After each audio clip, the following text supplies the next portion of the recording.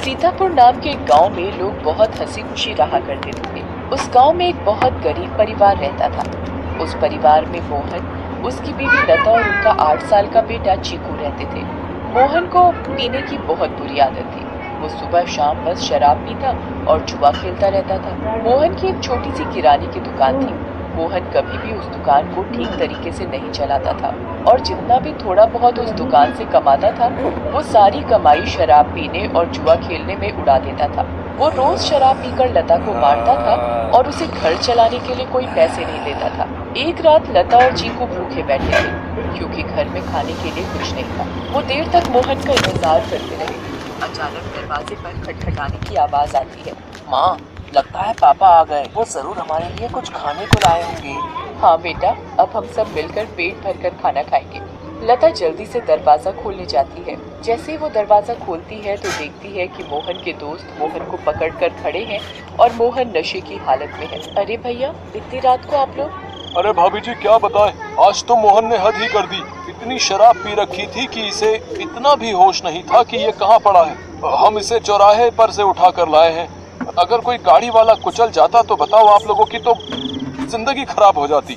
हाँ भाभी जी, बस आप लोगों का सोचकर हम इसे यहाँ ले आए, वरना तो इसका सबके साथ ऐसा व्यवहार है कि कोई इसकी मदद ना करे। मोहन के दोस्त मोहन को कमरे में ले जाकर लिटा देते हैं और वहाँ से चले जाते हैं। बेटा चीकू, आज हमें फिर से भूखा ही सोना पड़ेगा। मैं तेरे पापा के भरोसे तुझे और भूखा नहीं रख सकती। अब मुझे ही कुछ काम करना पड़ेगा।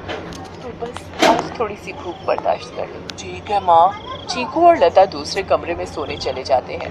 तभी मोहन नींद में बड़बड़ाने लगता है। थोड़ी देर बाद मोहन को होश आता है और वो खुद को अपने घर में पाता है। अरे ओ लता, कहाँ मर गई? मुझे बहुत तेज भूख लगी है। चल जल्दी से मेरे लिए खाना लेकर आ।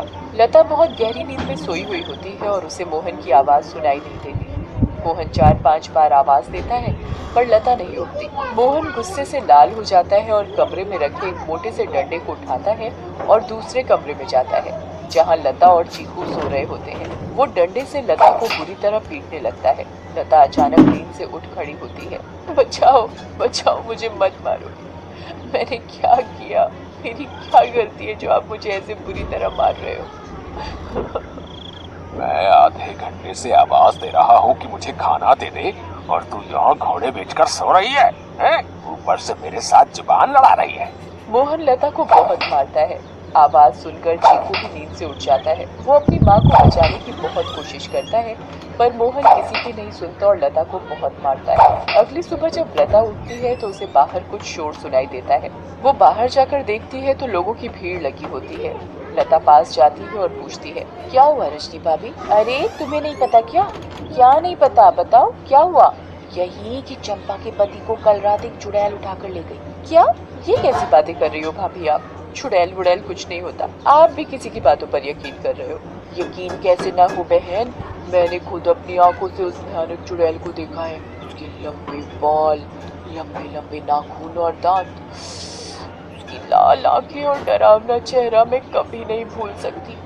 जब मैं आधी रात को पानी पीने के लिए उठी तो थोड़ी ठंडक लेने के लिए खिड़की पर खड़ी हो गई थी और तभी मैंने देखा कि एक चुड़ैल चंपा के पति को हवा में उड़ा कर ले जा रही है। ऐसी बात है तो हमें संभल कर रहना होगा और शाम होते ही अपने घर के खिड़की दरवाजे बंद करने होंगे।